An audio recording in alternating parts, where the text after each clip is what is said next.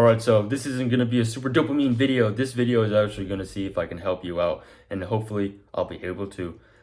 This is change your identity, change your life, not the other way around. You don't just change your life and then your identity changes. You got to change your identity first, then you see the results in real life. And then those results in real life then reaffirms your new identity. So I've been reading Atomic Habits by James Clear. Top tier, amazing books on habits. One of the best, one of my favorite books so far, and I'm only like in chapter 1 of the book, chapter 2. And so far, I've absolutely freaking loving this book so much. But I've gained so much knowledge about habits and how to build good ones and how to destroy bad ones. And what he said was probably the best, most number one way to get rid of bad habits and to change your life is simply change your identity. Because what you tell yourself, your identity is who you are. And you want to you want to conform to who you are.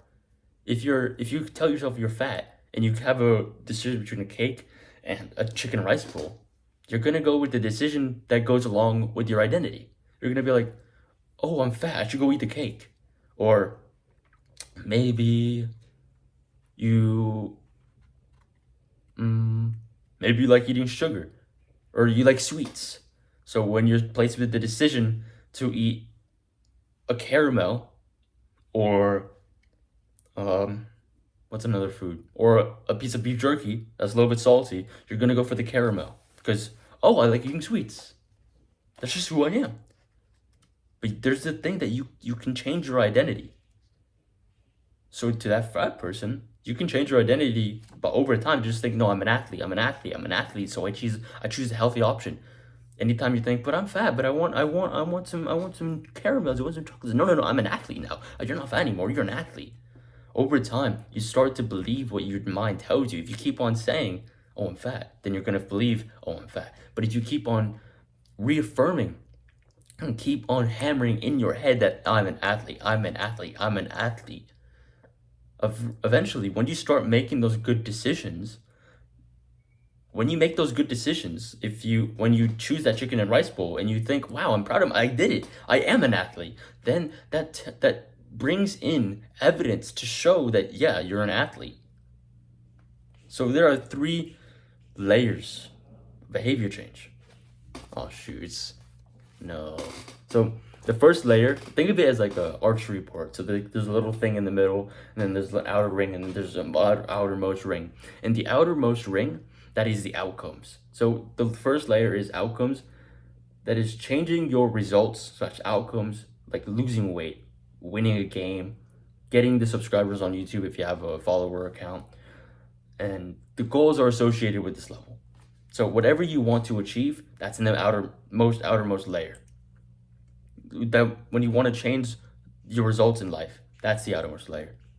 The second inner layer, so this layer right here, that is processes. So changing your systems / processes. Concerned with changing habits / systems. A new gym routine, for example, a meditation, cleaning.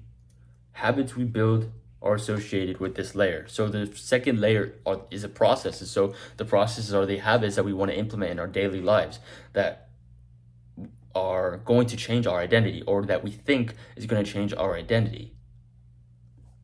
So today, like this, I just cleaned my room because it's Saturday. I always clean my rooms on Saturday. But before, I never used to clean my room. So that I had to come up with a goal, and then I had to come up with a process to think, okay, how can I want to clean my room? I want a clean room, but how can I clean my room? So I came up with the process of, oh, okay, clean my room every Saturday morning. Boom, done. And then the final layer, the innermost layer right here, that's your identity. So your identity is concerned with changing your beliefs and worldviews, your self-image, and your self-judgments. So people usually think that you got to go from outcomes to process to identity. That once you have a goal, you got to choose a process, you got to choose like systems, and you got to choose the systems and habits that you want to implement. And then in order to change your identity, right? You want to go from out to in. You want to change your outcomes, and then you want to change the result. and then you want to change the habit, and then you want to change your identity. That's how we always think it is, and that's how I thought it was for the longest time. That's what I told people. That's what worked. Until I read this book, and I was like, wait, no. All of this makes sense. You got to go from identity to process to outcomes.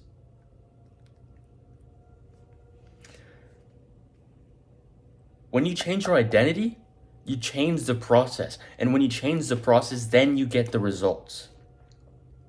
So when you tell yourself, when you change that belief, when you change your identity to think, no, I'm an organized person. I am an organized person. So then I always clean my room on Saturdays because I'm an organized person. And then when you start to believe, oh yes, I'm organized. When you do that habit and you actually do it, that backs up your claim, and you give yourself more and more and more evidence to think, oh, I'm an organized person. So then over time, you're like, I'm an organized person.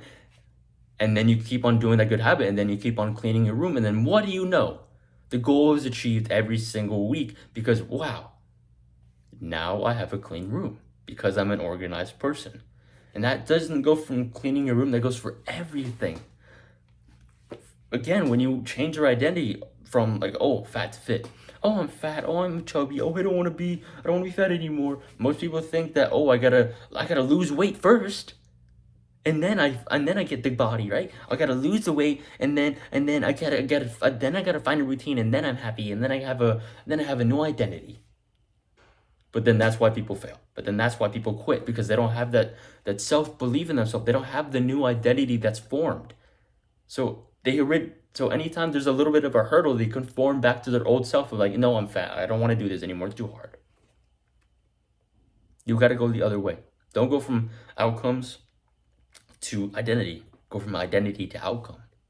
You got to change who you are, who you want to be. You got to change exactly who you are to who you want to be. And if that means losing some people in your life because, oh, I'm used to be fat, but they don't want me to be fit because they're all fat and we're all friends together. But they don't want me to be who I want to be, so sometimes you just got to leave.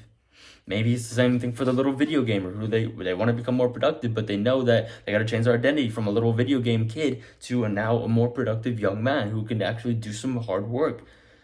So they have to leave all those friends because those friends are just going to bring them down. Those friends are going to leave that person behind because, oh, they're tearing him down. Oh, you're trying to be more productive. Why are you trying to be better than us, bro? Why are you trying to be like this guy? You're not that guy. Sometimes you got to leave in order for yourself to believe that new identity of yours. I remember when I first started going to the gym, I had to constantly tell myself that, no, I'm an athlete. I gotta train. I gotta eat healthy. I don't want to eat the junk food because I'm an athlete. I'm a bodybuilder. I gotta build those freaking muscles. I gotta build my physique up, right? I changed my identity, and then I changed the habit. So when I changed my identity from a little fat, little chubby kid to an athlete, I chose the better decisions because I was like, wait, what does an athlete eat? He eats healthy food. He doesn't eat like the little cakes all the time. So instead of eating ice cream or cake, I decided I'm an athlete. So let me eat the healthy food. Let me eat a protein yogurt instead of some cake. That actually happened I'm not gonna tell you where, but that actually happened one time where I was like at a party or something, and I was offered some cake, and I was like, no, I'm good, thank you. So then the people just gave me like a protein yogurt or something because I know I worked out and stuff. They were just like, oh, protein. So yeah, but the only reason why that happened is because I changed my identity from a little chubby fat kid to now I'm an athlete. Now I'm a bodybuilder, so I choose a healthier option. Before I used to be super bad at studying, but then I changed my belief. I used to be a super bad student. I changed my belief. No, I'm a good student. I'm very studious. I work super hard. I study. I do my homework right on time. When I tried to force that belief into my brain, and then when I started to accept that belief, I started to do the habits that corresponded to what I thought I was. So if I thought I was a bad student, so then I just scrolled on TikTok. I just scrolled on whatever instead of doing my work because, oh, I'm a bad student. So I choose the other option instead of doing the stuff I know I should do. But when I changed my belief to think, oh, I'm a good student, then I started working hard on school, and then I started getting better grades. And this is actually what happened with legs too. Like I've had so many examples, but I had to literally force a belief into myself that no, I love training legs. I love training legs. Because back then I had like little chicken legs, which I think I made some pretty good progress in. I really do think that. So I changed my belief. And then over time, after like a few months, I literally genuinely love doing legs. So then when I changed my belief, oh, I love doing legs. And then I stopped skipping leg day. In fact, I started skipping arms or chest just to train legs. I started skipping upper body days to train lower. When I changed that belief, when I changed my identity to, oh, I hate doing legs, so I never train them. I love doing legs, so now I train them all the time.